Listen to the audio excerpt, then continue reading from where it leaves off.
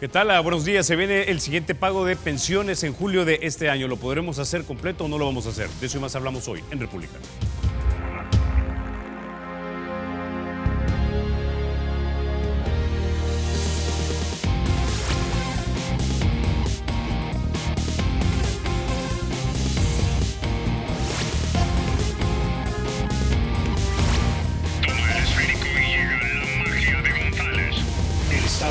Será siempre libre e independiente y no será jamás el patrimonio de ninguna familia ni persona.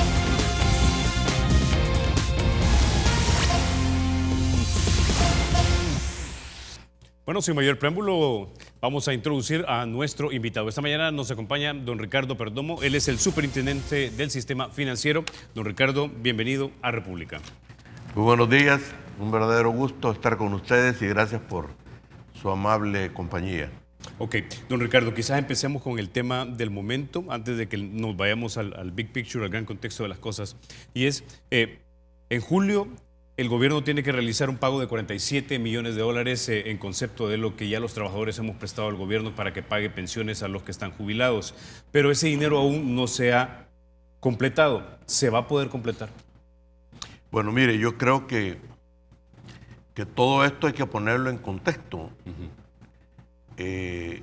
Lógicamente la parte de pago es un tema más del lado de Hacienda, pero sí tiene que ver su incidencia en el sistema financiero. Okay. Mire, yo creo que es muy importante en primer lugar poner en contexto qué es lo más importante. Es la gente, ¿verdad?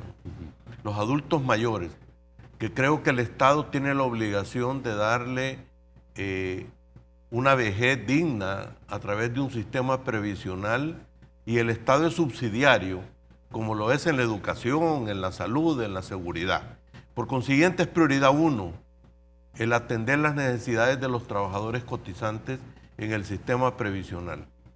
Y parte de eso, cuando los sistemas no operan plenamente y son sostenibles financieramente, existen lo que llaman los déficits. Entonces viene el Estado, pone la parte deficitaria de un sistema.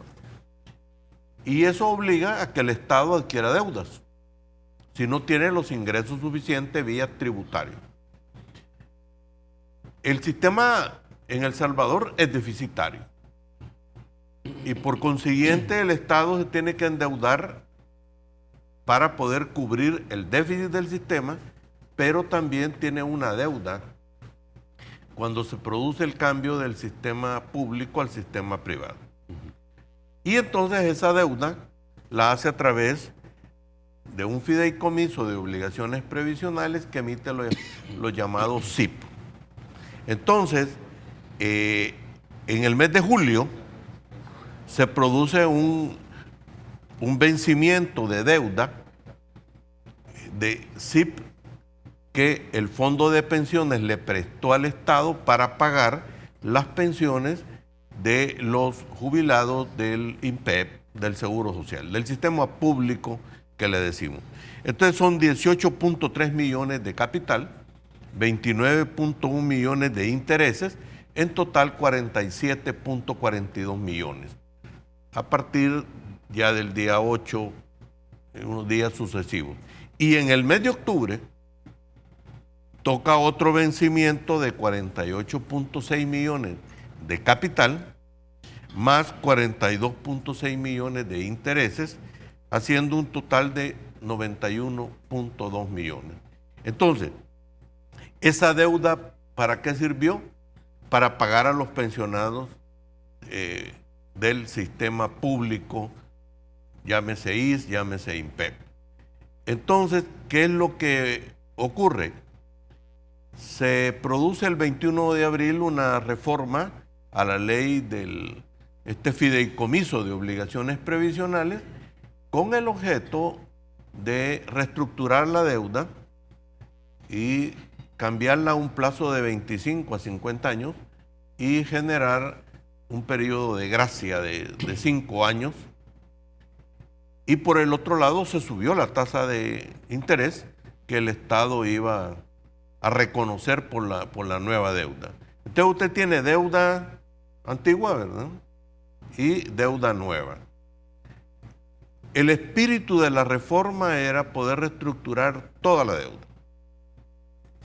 Pero en la reforma quedaron algún tipo de imprecisiones o vacíos que ha puesto en discusión si esta medida tiene carácter retroactivo o no tiene carácter retroactivo con la deuda antigua.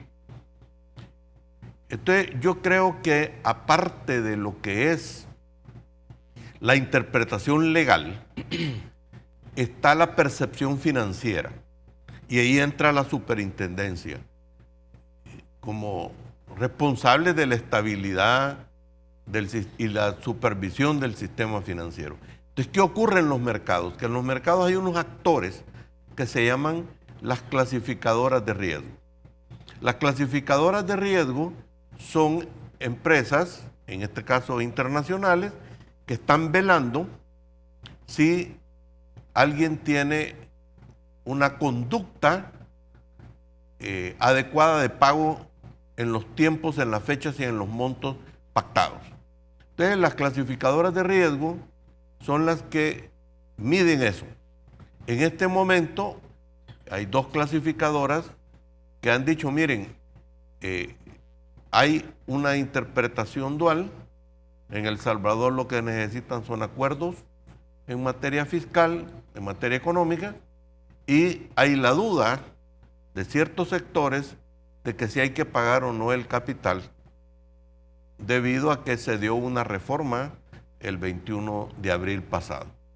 Entonces, ante esa duda es que se ha dado como esta pequeña discusión, ¿se va a pagar o no se van a pagar el capital más los intereses?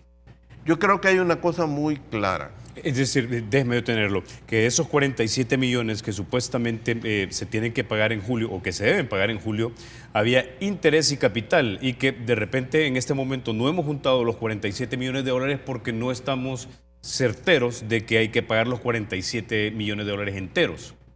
Mire, yo creo que lo de juntar el dinero no es tanta la cosa, sino que la discusión que se ha generado a nivel de los medios. Yo lo que quiero decirles es que el señor presidente ha sido muy enfático después de que ocurrió las condiciones del 7 de abril, en el que el presidente ha sido muy claro, el gobierno va a honrar sus obligaciones.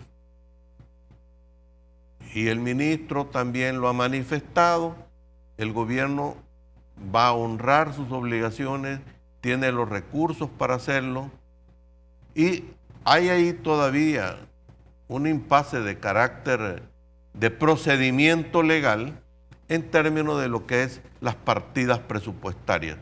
Entonces, yo separaría ese tema, pero quiero decirle que el gobierno tiene la voluntad de cubrir sus obligaciones. Porque ¿qué pasaría si El Salvador volviera a caer en una situación de impago? Que yo creo que es lo que uno tiene que evaluar cuando hace un análisis de riesgo. ¿Cuál es el daño?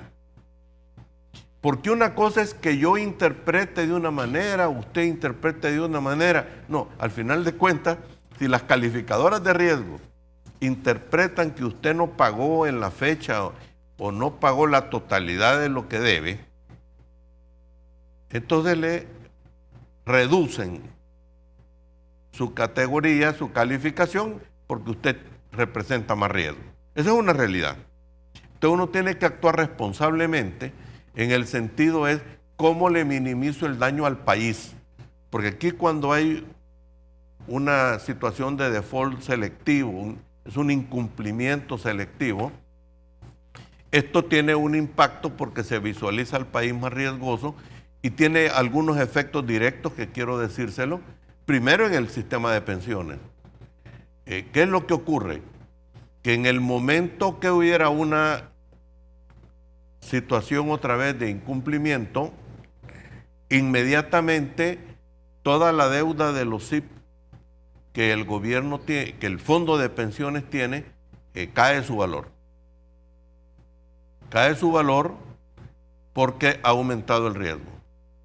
Por el otro lado, tuvimos el efecto en el 7 de abril pasado donde los precios de los eurobonos, que es de la deuda pública que emite el gobierno, el precio cae.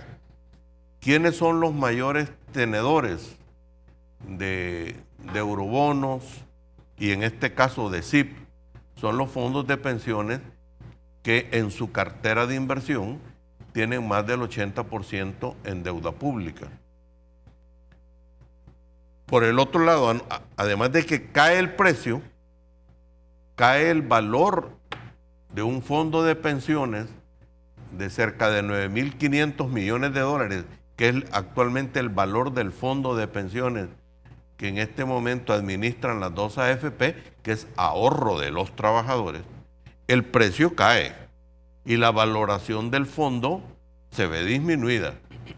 Por el otro lado, aquella deuda, y este es un punto que yo quiero darle especial atención a esto, que se ha hablado muy poco, y es que hay un tipo de deuda pública que han adquirido los fondos de pensiones, como son los títulos del Fondo Social para la Vivienda, de ANDA, de la GEO, de alcaldías, que no es deuda soberana, pero que viene del sector público, que si se produce una caída en la calificación, esa deuda que actualmente tiene un nivel A y al bajar de categoría, los fondos de pensiones tienen que ponerlo como un exceso de inversión y eso significa que transcurrido unos días y no se mejora eso, ellos tienen que ver de que quien emitió esa deuda le reintegre el dinero. ¿Por qué? Porque ya el fondo de pensiones no podría mantener esa inversión en su cartera, que son cerca de 710 millones de dólares. Porque ya no tiene básicamente el mismo valor y eso pondría en problemas a alcaldía, por ejemplo. Exactamente. Entonces, yo creo que hay que medir muy bien los efectos.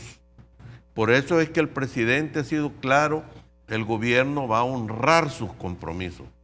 Y en este momento yo sé que hay una cierta preocupación para estas fechas, pero yo creo que es muy importante, por un lado, que si la reforma a la ley del FOP tuvo alguna deficiencia, pues corregirla. Por el otro lado, yo creo que es urgente una reforma de pensiones, porque el problema no hay que verlo aisladamente, sino que hay que verlo integralmente. Ahora, quiero que hablemos de eso en unos minutos, señor superintendente, pero antes de esto, entiendo lo que dice el presidente Sánchez Serén, vamos a honrar nuestros compromisos financieros. La pregunta es, en el caso de este pago de julio, ¿lo va a hacer entonces de acuerdo a la interpretación que muchos tienen, que es los 47 millones de dólares, o será menos? Y lo siguiente es, ¿cuál es la interpretación que tienen las calificadoras? ¿Que se deben pagar los 47 millones o que se debe pagar menos? Porque dependiendo de esto, nos bajan la calificación y se dan todos los problemas que usted ya enumeró hace unos minutos. Mire, yo creo que esa parte, tanto las calificadoras de riesgo como con los funcionarios de Hacienda, han estado conversando sobre ese tema. Lo que yo quiero destacar acá es la voluntad del gobierno de pagar. Segundo, los efectos, la gravedad, porque si bien es cierto, este es un impacto inmediato en el sistema de pensiones, pero conlleva, los bancos, las aseguradoras tienen inversiones en valores del Estado, esto puede encarecer las tasas de interés, hacer una restricción del crédito, o sea, una mala imagen de pagador le afecta al país, eso es innegable. Nosotros, cuando se da lo del 7 de abril, la pérdida neta que en ese momento tanto las aseguradoras como las AFP y los bancos, afortunadamente, dada la solidez del sistema financiero, llegaron a unos niveles máximos de pérdida neta de 40 millones. En la semana pasada ya se tenían ganancias netas porque los precios de los eurobonos han subido, van fluctuando. Lógicamente, si se produce un impago, caen los precios y aumentarían las pérdidas para aquellos que han invertido en este tipo de instrumentos. Pero yo quiero insistirle en algo. Si el impacto es grave y delicado, y sobre todo para los pensionados, porque al caerle el valor de su fondo, sus ahorros se ven disminuidos. Por consiguiente, la pensión que usted va a recibir, producto del dinero que usted había ahorrado en su cuenta individual, disminuye. Ese es un efecto inmediato. Por el otro lado, no olvidar que las necesidades que el Estado tiene que colocar para cubrir los déficits del sistema de pensiones aumentarían. Para que tengamos una idea, si el actual sistema de pensiones se deja como está, el Estado tiene un déficit, es decir, aquello que el sistema no cubrió, más la obligación que tiene con los que están en el sistema público de más de 23.400 millones de dólares en 120 años. O sea, es una cantidad que va aumentando progresivamente y que el Estado, para cubrir ese déficit, tiene que adquirir deuda. Entonces hay dos deudas que tiene el Estado, y que es lo que hay que buscar la sostenibilidad, no solo financiera, sino fiscal, y es, uno, la deuda vieja que ya adquirió para cubrir estas obligaciones. Y hay que pagar los intereses y capital, como esto que se va a pagar en julio y octubre. Esto que se va en julio. Y por el otro lado, es pagar mes a mes a las personas que se pensionaron y que cotizaron en el sistema público antiguo. Ahora, este pago de julio hay que hacerlo. Y esto se va a intersectar con lo político. Entonces, ¿qué es lo que usted esperaría, por ejemplo, de los otros, de la oposición? Mire, aquí en estas cosas hay que cerrar filas. Que yo creo que así como se está cerrando filas en materia de seguridad, ya deberían de haber acuerdos en materia de crecimiento económico y de política fiscal, porque es muy duro el costo para un país que está creciendo lentamente, pero que va en la línea del desarrollo y del crecimiento. De la mano debe de ir el gobierno, la empresa privada y los trabajadores, porque un golpe de eso es un retroceso. Levantarse de una mala imagen de pago ha hecho, por ejemplo, que algunos bancos con préstamos aprobados para el país, ya sea a la banca, sectores privados, les han detenido los desembolsos cuando ocurrió lo del 7 de abril y en algunos casos les incrementaron la tasa de interés arriba de las condiciones que habían pactado en el otorgamiento del préstamo. Es decir, hay un daño, yo creo que tiene que haber una conciencia de acompañar, porque mire, uno de los temas que es muy delicado, que tiene que ver con esto, Carlos, es que los fondos de pensiones tienen un techo de inversión de certificados de inversión previsional. El certificado de inversión previsional sirve para pagarle a los pensionados del Seguro Social y del INPEP del antiguo sistema. Hay un techo que es del 45% de los activos que maneja cada fondo. Al cual Confía ya va a llegar en julio. Confía llega en julio. Ahorita tiene el 44.8. Entonces, Confía llega en julio.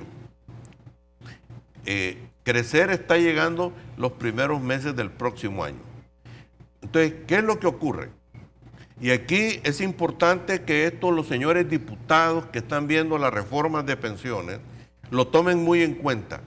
Carlos, si usted el día de hoy, supóngase que hay un milagro y que hay un acuerdo nacional de una reforma de pensiones, usted no la va a implementar al día siguiente.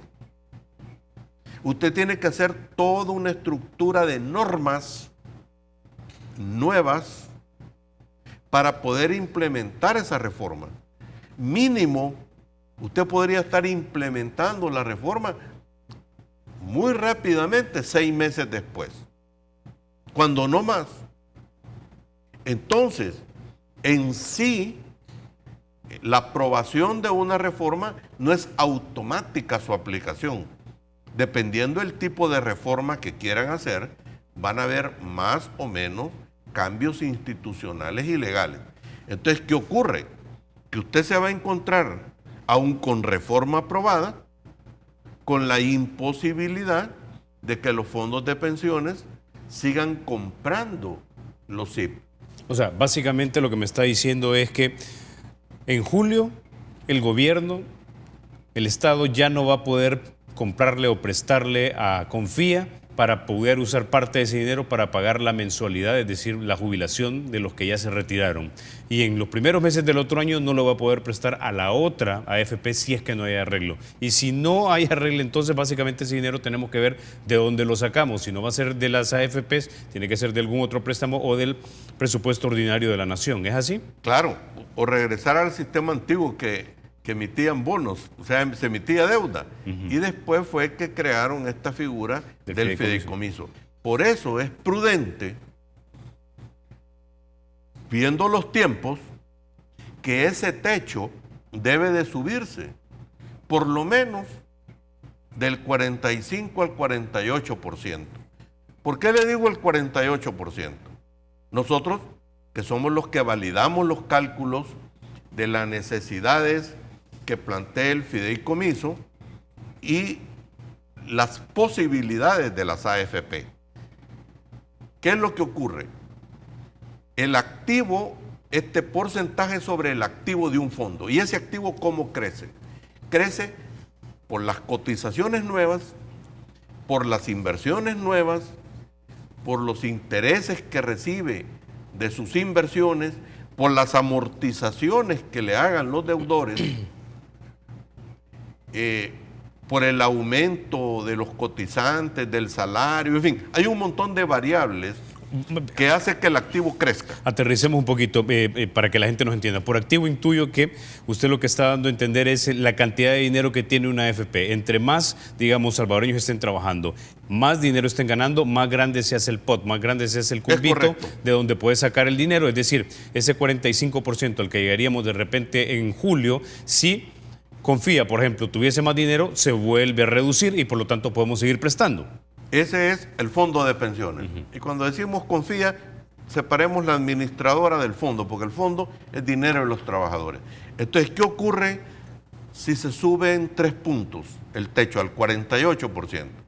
Eso significa que Confía tendría espacio para seguir comprando SIP hasta diciembre del 2018 y crecer hasta diciembre del 2019.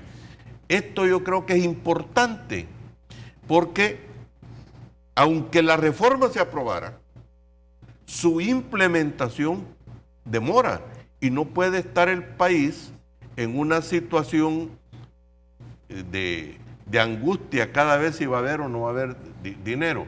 Entonces, yo creo que es importante hacer ese ajuste al techo y por el otro lado, con la reforma que se hizo, se subió la tasa de interés que el fideicomiso paga por los SIP y va a ir creciendo hasta llegar a niveles del 5%. Ok, ahora para entender entonces la urgencia de su petición, ya que a su juicio esto debe hacerse para poder seguir básicamente utilizando las AFPs para poder pagarle las jubilaciones a los retirados, ¿cuál es la ventana actual que tenemos de tiempo en meses con la actual ley?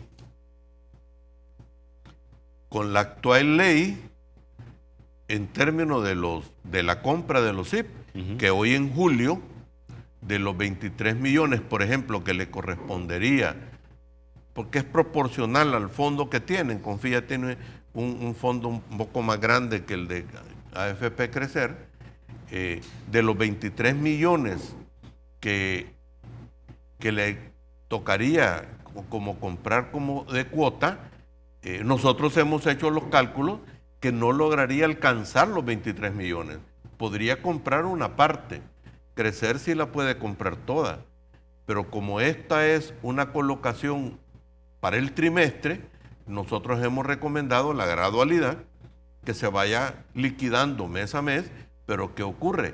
Para las pensiones que tendrían que pagar de los subsiguientes meses, Confía cada vez compraría un porcentaje menor de la cuota asignada. Es decir, las jubilaciones de los retirados podrían estar en peligro si los diputados no modifican la ley. Si no modifican la ley, el Ministerio de Hacienda tendría que buscar otros recursos diferentes a los que ya están estipulados del fideicomiso. ¿Por qué? Por un limitante de la capacidad de compra de las AFP que esté en función de los activos.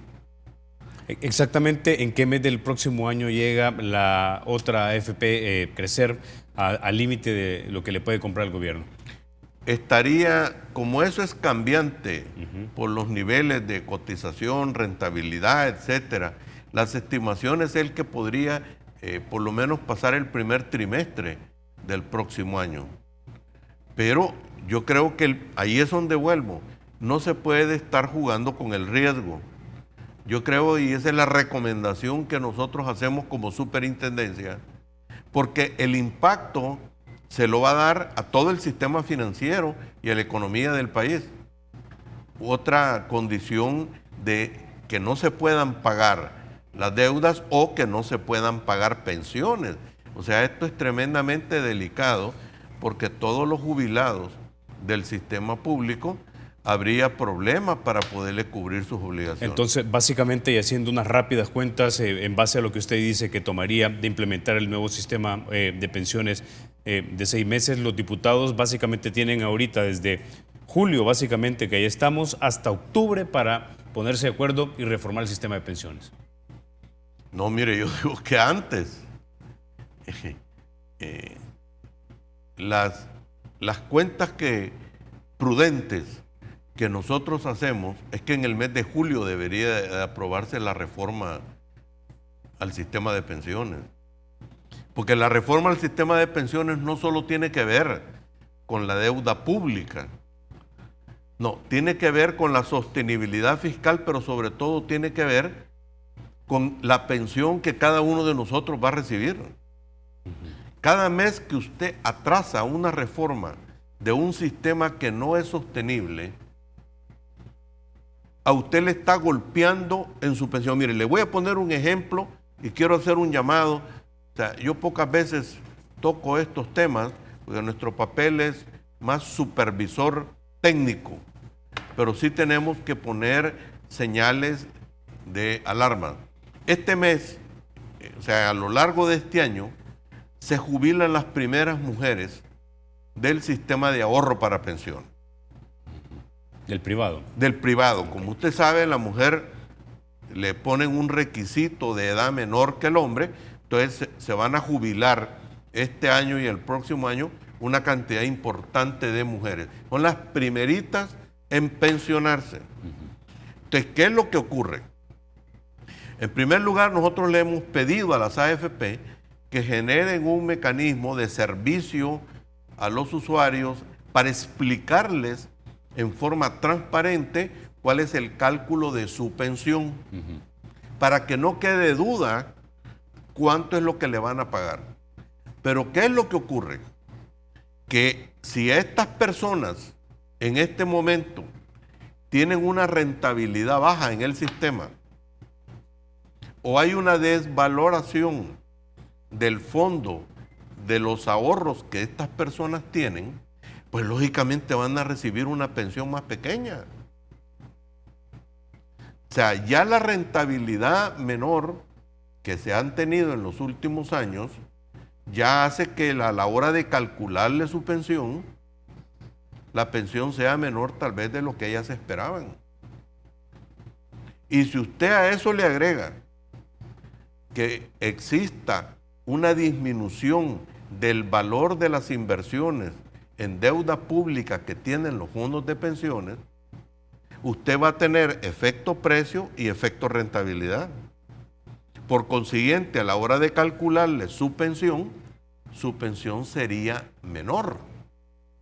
O sea, pensemos en la gente que ya está pensionada, por un lado, del sistema público, la gente que se está pensionando del sistema privado, los efectos que estas medidas pueden tomar.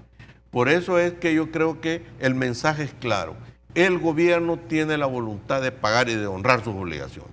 Y esa ha sido una política muy clara del presidente. En segundo lugar, creo que deben de haber acuerdos básicos para solventar esta situación de el fideicomiso de obligaciones previsionales, uno, para clarificar cómo se va a pagar la deuda y abrirle un mayor espacio para que los fondos de pensiones puedan seguir adquiriendo estos instrumentos que están pagando rentabilidades muy buenas, de 4, 5, y van a llegar el próximo año al 5% de rentabilidad. O sea, es muy competitiva en el mercado, vale la pena invertir en ellos, y entonces, de esa manera, darle una tranquilidad al país, dar un mensaje a los inversionistas de que en El Salvador las deudas se pagan, se honran. Tengo que ir a la pausa. Superintendente, cuando regresemos hablamos de esos tipos de sistemas que se están proponiendo ya. Hay por lo menos como 3 propuestas, la de la empresa privada, debo decir, o una organización civil, la del gobierno y la de los trabajadores. Antes de eso, sin embargo, déjeme contarle que para facilitar sus transacciones, el Banco Promérica ahora cuenta con una banca móvil, en la que además de ahorrarle tiempo, podrá hacer pagos de préstamos, tarjetas, servicios y transferencias entre cuentas. La aplicación de la banca móvil es gratis y está disponible desde las tiendas Google Play y también del App Store. Ya volvemos.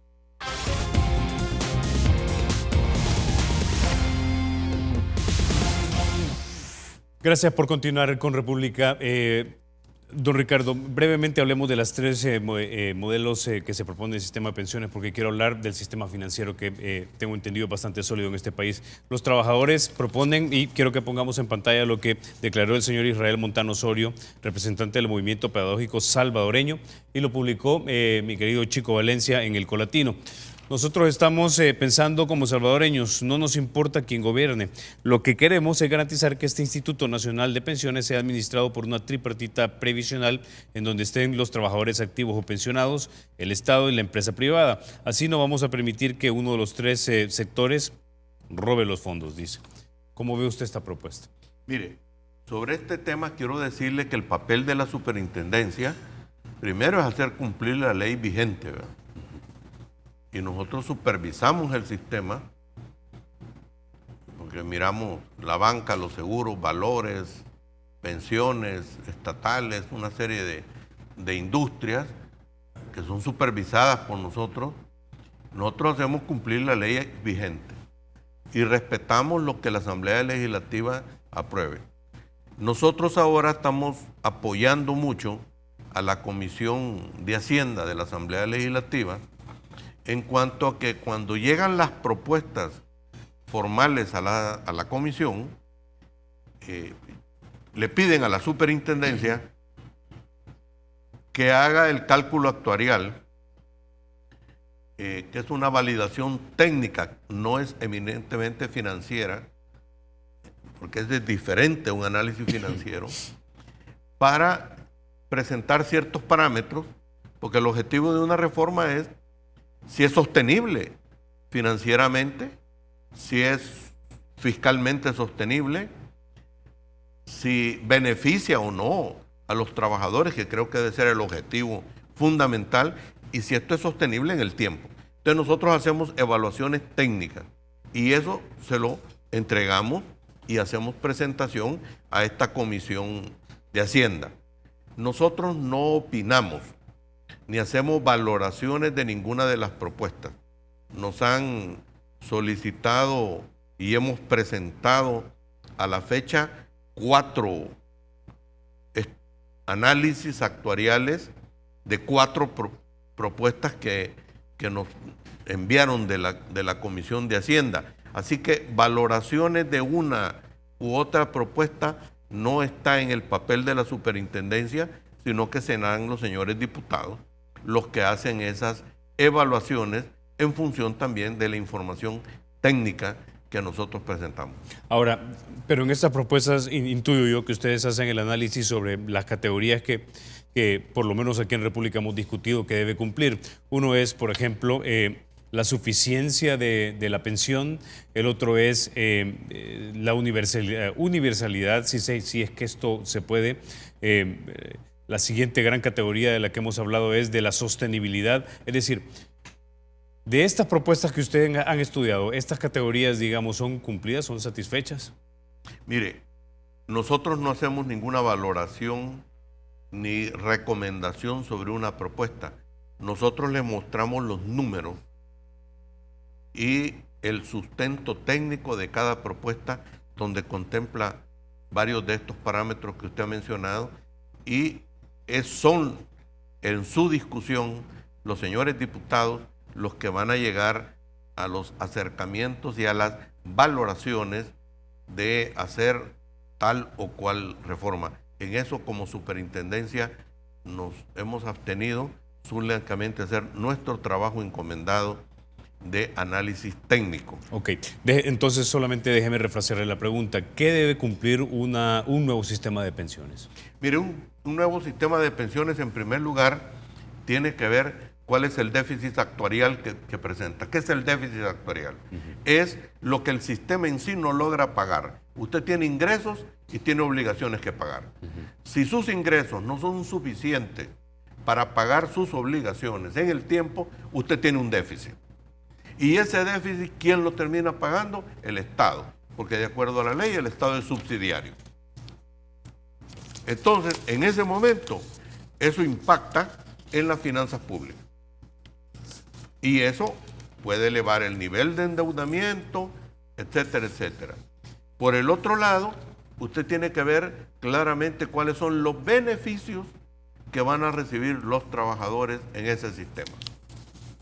Entonces nosotros vemos ahí cuál es la pensión que recibiría, esa tasa de pasar de ser usted activo a recibir una pensión que nos permita ver qué tanto de los salarios que usted tuvo usted va a recibir una vez reciba pensión.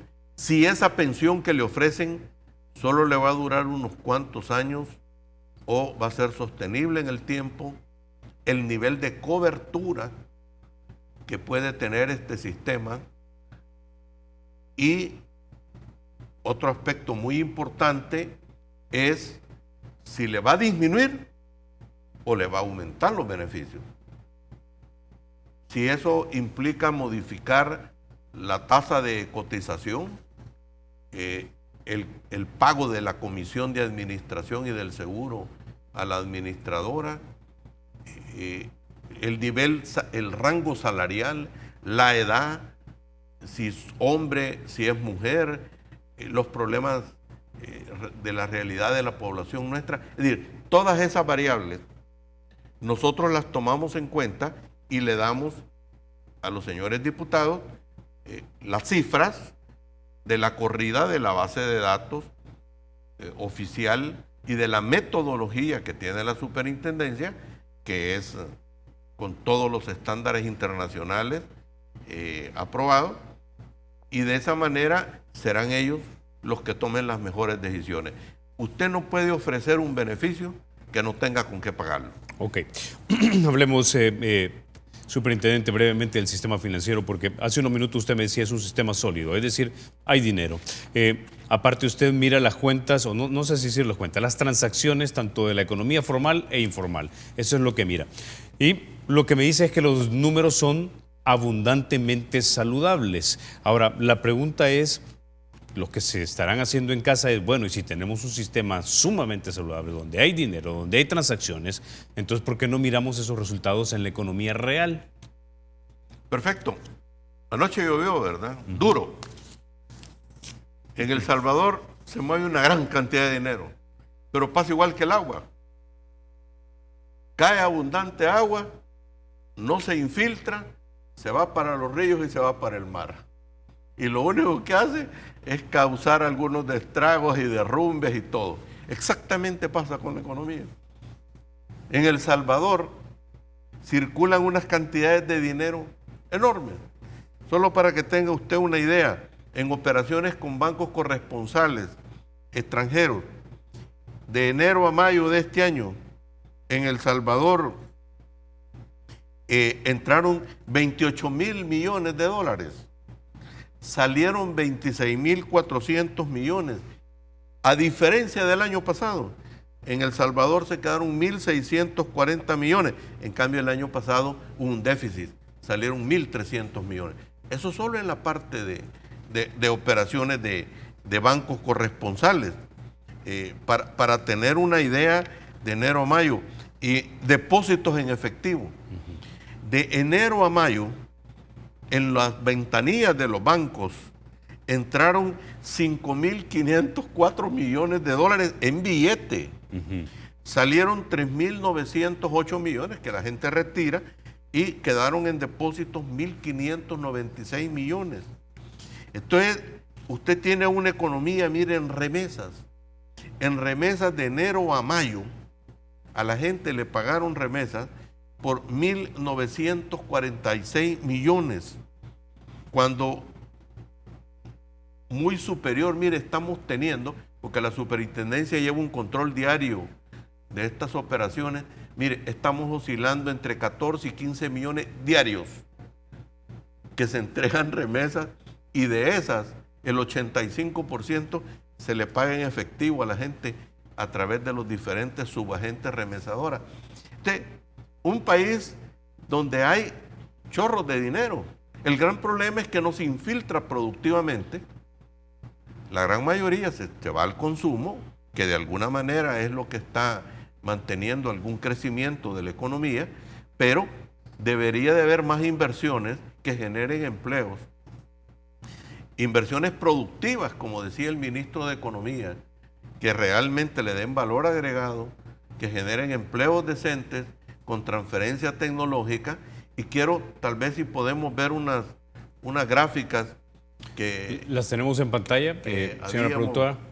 Que habíamos preparado. Ahí las tenemos. Y ahí las puede ver usted. Esa es la primera idea. Los depósitos crecieron en un 6,9%. Imagínense usted cómo tiene ahí usted los depósitos, y es importante que el público pueda ver que existe una gradita. La parte amarilla superior es la de este año, la siguiente 2016, la otra 2015. Hay una gradita, mire, es cuando se pagan los impuestos en abril. Y esa gradita ocurre en todos los años. Es una gradiente histórica, y luego los depósitos empiezan a recuperarse, y ahí ven ustedes la gradita, ya los depósitos se vuelven a recuperar y estamos a nivel de 11.858 millones al 31 de mayo. Los depósitos crecieron el 6.9%. ¿Qué más nivel de confianza que tiene el público en el sistema financiero? Y si miramos la próxima curva, que quería ver la de préstamos, bueno, la de préstamos, aquí está. Brutos. Mire, usted tiene los préstamos brutos. Han crecido el 5.9%. La amarilla es la del año 2017. Y si usted observa que se han prestado 12.685 millones, ha crecido en 5.9%. Ahora, esos 12.000 que se han prestado, eso es la suma completa. Saldo bruto. El saldo bruto. Ahora, esos préstamos brutos que nosotros estamos viendo en pantalla, ¿son para qué? ¿Son préstamos productivos, es decir, para invertir y crear una empresa y crear empleos por ende? No. ¿O son ahí son préstamos para el préstamos consumo? Donde nosotros tenemos ahí diferentes rubros, como por ejemplo, a empresas se prestó 5.000, el saldo 5.791 millones, a consumo 4.264 millones, a vivienda 2.618, la suma es la acumulada que ya aparece. Sí. Pero ¿qué es lo que ocurre? que el mayor destino es a empresas. Fíjese, el crecimiento a empresas es superior a lo que ha crecido en consumo. Y usted aquí lo tengo acá. ¿Y ahora estas empresas son de comercio y servicios o son empresas y industriales? manufactureras? Y manufactureras, okay. Y entonces hay un rubro de una medida que tomó el actual gobierno, que es reducirle el porcentaje de reserva de liquidez a los bancos para que le pudieran prestar a 9 sectores de la economía que le han prestado más de 3.000 millones de dólares, 3.900 millones de dólares, y que se ha ido y se ha orientado al sector agropecuario, manufactura, energía, transporte. Es decir, hay una banca capaz de fondear la actividad productiva. Y tal vez en la siguiente gráfica, algo que es muy importante para que se diluyan. Mira, hay veces que dicen, es que van a subir las tasas de interés del extranjero. Miren, el 79.3% del fondeo, ahí están bancos cooperativos y SAC, proviene de los depósitos nacionales del público. Es decir, la gente, 79 dólares de cada 100 son puestos o depositados por la gente. Por la gente del Salvador. Listo. Fondeo externo de préstamos extranjeros es de 1.833 millones, que es la siguiente gráfica. Y luego, fuentes de fondeo locales cuando hacen títulos de emisión propia, son los 769 millones y préstamos locales 501 millones. ¿Qué les quiero decir con esto al público? Que son los salvadoreños con sus depósitos que confían en el sistema financiero los que están respaldando los préstamos que se otorgan en el país. Que si van a haber variaciones de la tasa de interés, como que subió la Fed y cualquier otra cosa, ¿tiene alguna incidencia? Claro que sí, pero es menor. Ahora, ya para terminar, porque se nos acaba el tiempo de República, ingeniero Perdomo, básicamente lo que me está diciendo no solamente es, y lo que él ha entendido, es que el sistema financiero es sólido en este país por la cantidad de dinero que tiene depositada, sino que también tiene la capacidad de poder realizar más préstamos para actividad productiva si es que hubiese gente interesada en prestar para actividad productiva. Es correcto, y lo va a ver en la siguiente gráfica. Mire, hay un punto bien importante, que es el cumplimiento de la reserva de liquidez. Ahí está. Mire, eso que es muy importante. Por ley, por cada dólar que usted recibe en depósito, usted tiene que depositar en el Banco Central de Reserva una reserva de liquidez. Esa reserva de liquidez, el valor mínimo oficial es la línea amarilla, que al 31 de mayo era de 2.622 millones. Pero los bancos tienen en la reserva de liquidez 2.857 millones, con un nivel de cumplimiento del 109%. Y si a eso le agregamos que además los bancos tienen por ley que tener un 3% en activos líquidos que los pueden hacer efectivos, y ellos tienen cerca del 3.4%, usted tiene una banca líquida donde tiene estos excesos de liquidez que ayudaría en un momento de riesgo en el sistema y que le ayudaría a seguir financiando actividades productivas del país. Okay. Y no solo eso, los bancos han sido tan prudentes que lo podemos ver en el siguiente gráfico, y con esto cierro. Mire, es el fondo patrimonial. Los bancos tienen capital, patrimonio propio, muy por encima del mínimo de ley, que es del 12%. Listo. Y usted mira, por ejemplo, los bancos que andan por niveles del 16%, los bancos cooperativos por niveles del 21%, las sociedades de ahorro y crédito por el orden del 22%, y usted tiene un 16,6% en promedio de todos ellos. ¿Qué le digo con esto? Una banca sólida, solvente, líquida, con capacidad de financiar las actividades productivas.